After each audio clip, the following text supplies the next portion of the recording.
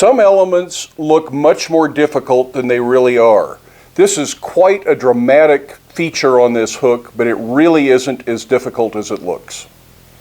Welcome back to Black Bear Forge, where I hope to educate, inspire, and spark the imagination of anyone interested in the art and craft of blacksmithing. This particular hook is one that was demonstrated by Matt Jenkins at the Rocky Mountain Blacksmithing Conference last week, and he has generously granted his permission for me to share some of his ideas with you. I'm not going to share all 366 hooks. If you want to see all of those, you're going to need to track Matt down. I think there's a Flickr account, and I'll try to put a link to that down in the description so you can find pictures of all of his hooks, along with some brief description of starting stock sizes and things like that. But we are going to look at some of them, and today I thought I'd look at this interesting one with this nice little sine wave curve. It's really much easier to do than it looks, so let's head over to the forge and let's get started.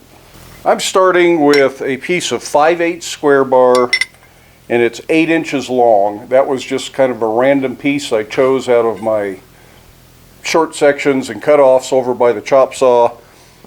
You can do these out of just about anything, which is part of the beauty of Matt's project and all these hooks, is very little material. You don't have to go out and invest new stuff.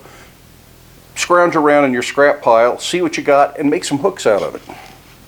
Most of this is done between hammer and anvil. We'll go to the vise a little bit, and we may use something to help us form the hook, although you could do it over the horn of the anvil. But you do need one specialized tool, and in this case it is a piece of 11/16 round bar, because it's what I had in the scrap pile, and it's been ground to kind of a ball end. And you don't use it this way like a ball punch, we'll use it sideways, and that'll make more sense when we get into the project. But that's really about it. This is mild steel, nothing special. If you're going to make 100 of these hooks, you're going to want something better, but for 2 or 3 of them, this will do just fine.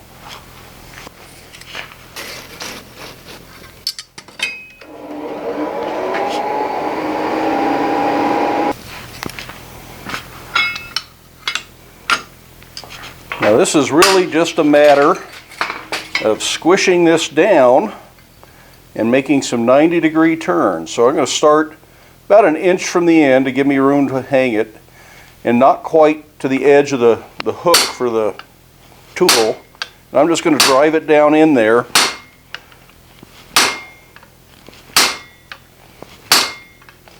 And create a nice thumbprint. Imagine doing this in clay. That's all you would use, is just your thumb. But it's a little hot, so I'm not going to use my thumb. And you're going to then want to turn this. Turn it so that you're keeping this square corner on the back against the anvil the whole time. So it's start here, turn 90 degrees left, 90 degrees back right with each little squish. So for our 90-degree twist, we go this way. Try not to drop it on the floor. These cool off fairly quickly using a hold-fast clamp to the anvil, so you're probably just going to get one of these with each heat. And we want to line this up so the edge of the tool is right where that other squish ends. Otherwise you end up with a little flat between each bit of the curve. But we can fix that if we need to with a different tool. Now when Matt did these, he had his wife Rudy striking with a sledgehammer, and that made it go much faster. And they could do a couple of them in each heat.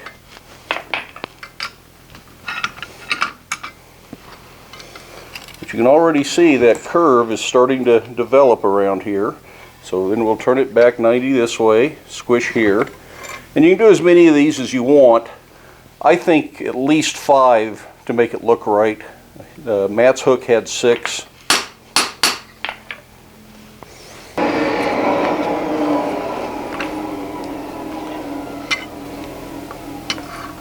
And we go back to the first side. And do the exact same thing all over again.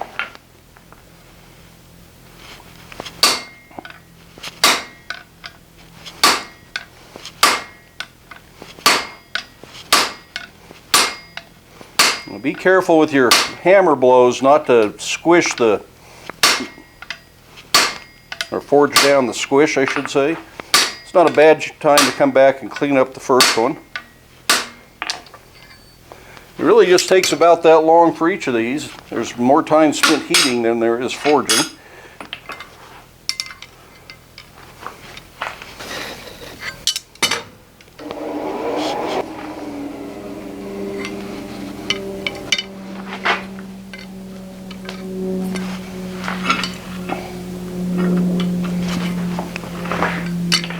This is a time where it's handy to be able to work all the way around your anvil, because I need to work on a different side for each approach to this.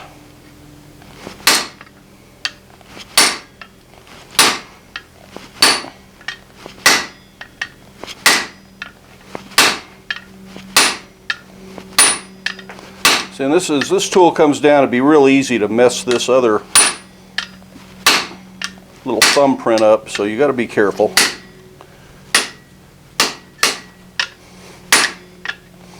If you're going to do a lot of these, I'd make some sort of a top tool that, or even a handheld tool you could hold this way that had this shape. But a regular ball tool doesn't leave quite the same effect.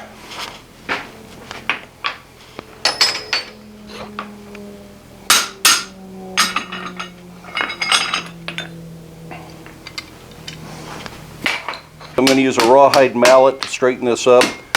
That won't deform those sections quite like a steel hammer would, but it's enough to take the twists and the kinks out of it and keep it all flat. And I'm going for 5 of these, so this should be the last one we need to do.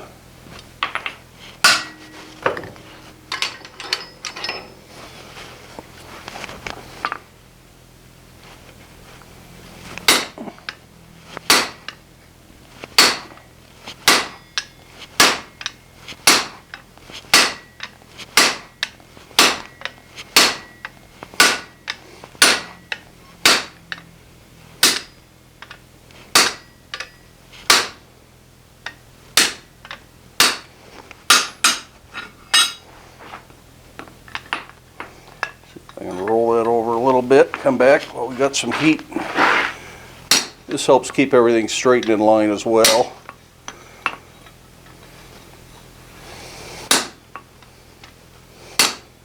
But for the most part, I think we have the decorative element done. It's really just that easy. Now we have to turn it into a hook. Although you could use this for a lot of other things. Matt says he actually learned this in Europe and had seen it in 2-inch square bar as part of a bridge railing. Just one of the places he had seen it. He had seen it several places. So a hook needs something you can hang it from. So I'm going to go right to the top, or just a little, leave a little line, and do half-face blows. So I'm just above that first swish we did. And I'm going to flatten this down. Remember, I left about 1 inch when I started that, but because the tool takes up space, we don't have 1 inch now. So if you don't leave enough space, you're not going to have anything to put a screw in to hang your hook. I think that's about what we want there. Again, it's not a half bad time to straighten it out.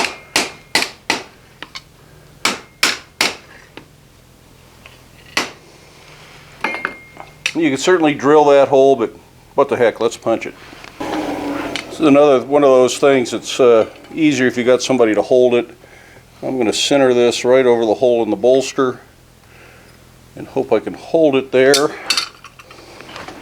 And we're just going to punch it all from the front.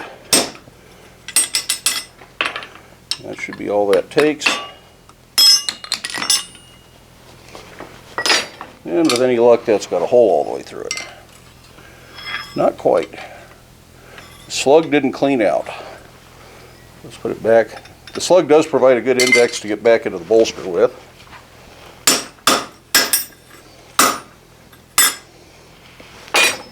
But if that doesn't clean out, it's easy enough to just break it off at this point. That slug's stuck in the bolster, and we have a nice little hole.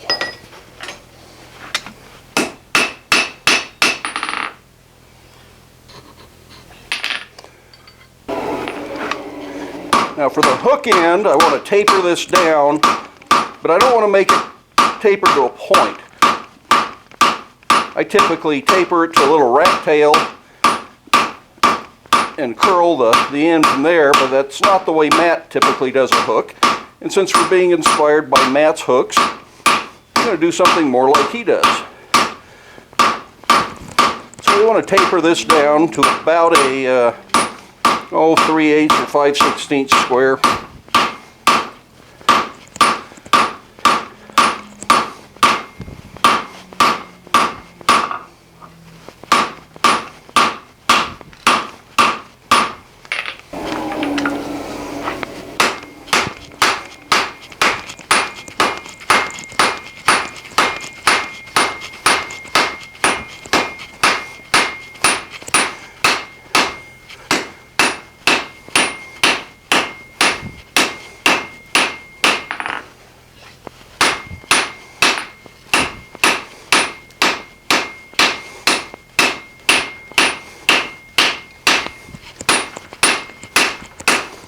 Nice, smooth, even taper. And Matt was leaving nice, crisp edges. He didn't chamfer these like I frequently do, so that's what we're going to do on this hook.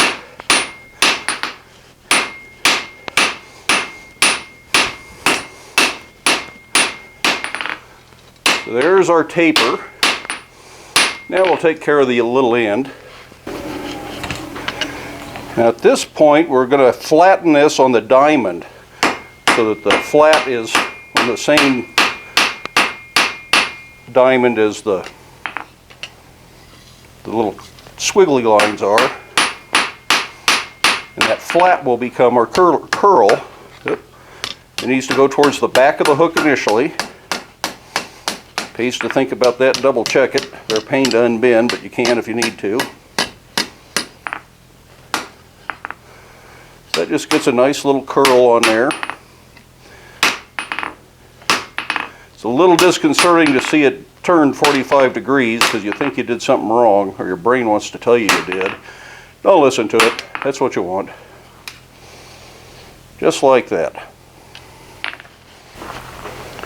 Probably the ideal tool to bend this is a bending fork with a V-notch cut into it, so that you can actually bend this around on the diamond and it supports the diamond. Unfortunately, this doesn't fit in this fork, and I don't really feel like making another one, so I can get it in there if I have to, but I'm not sure if I'll ever get it back out again.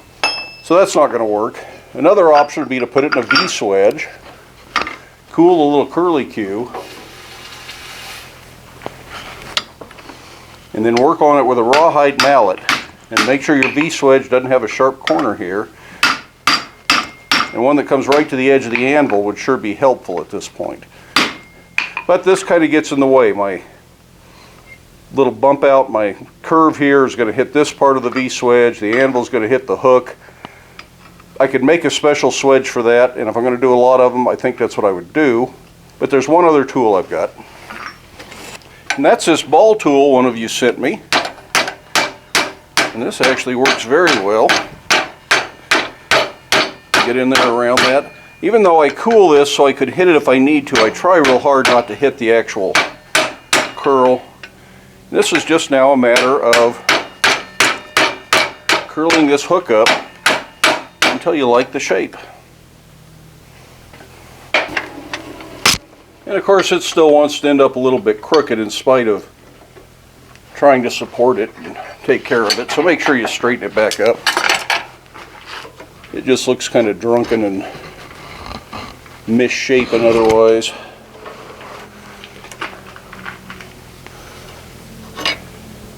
And this may take a couple of heats.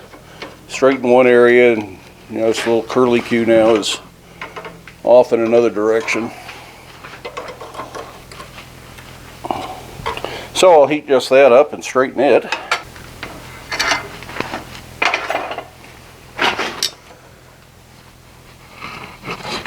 So it's just a matter of a little fiddle here and a little fuss there. And it's worth taking the extra time to do this.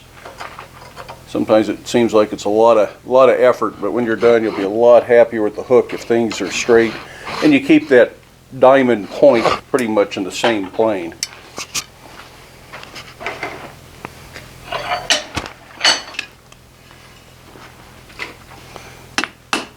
Not a lot you could do at the anvil, but you can do a little. Now, if you're thinking about leaving the video real quick because you've seen most of this, and you have, if you want to see the finished hook, do stick around to the end. I'll make sure the finished hook is shown at the very tail end of the video. So I am going to wire brush this.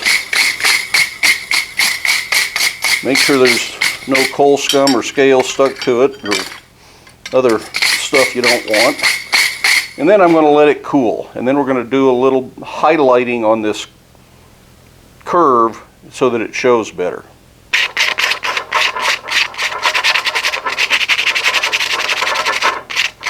So to highlight and accentuate that curvy line on there, just a little bit of light sanding. I think this is 80 grit sandpaper.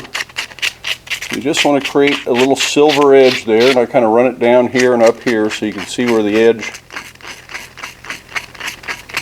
edge goes. Then I'm going to warm this back up, and I'm going to finish it with my typical paste wax finish. However, what Matt does is he has a tumbler, and I haven't got my tumbler set up and running yet, so I'm not going to tumble it, but he tumbles the hooks and then he sprays them with a clear coat, and that gives all of his hooks a very nice semi-gloss dark finish because the clear coat tends to make the iron look darker. But very nice finish, very durable, and not too hard to do. So if you like clear coat and you like to use a spray-on finish that has to dry, that's a good way to go. Well, I hope you enjoyed seeing how this hook was made. It really looks way more difficult than it is. It's a fun little element. I think it would be good on lots of other things like fireplace tool handles, and I'll probably try it on some other things. I may even see if it's possible to do it on opposite sides, but that may take some more specialized tooling. If you're interested in these hooks, you want to see what Matt Jenkins is doing, I'll try to put a link down in the description to some of his information. You can also follow Cloverdale Forge on Instagram and see what Matt's up to. Give the video a thumbs up if you can. If you haven't already hit the subscribe button, go down there and hit the subscribe button so you know what we're doing in the future. In the meantime, get out to your shop, make something, make a few hooks maybe, but do stay safe, do wear your safety glasses, and we will see you for the next one.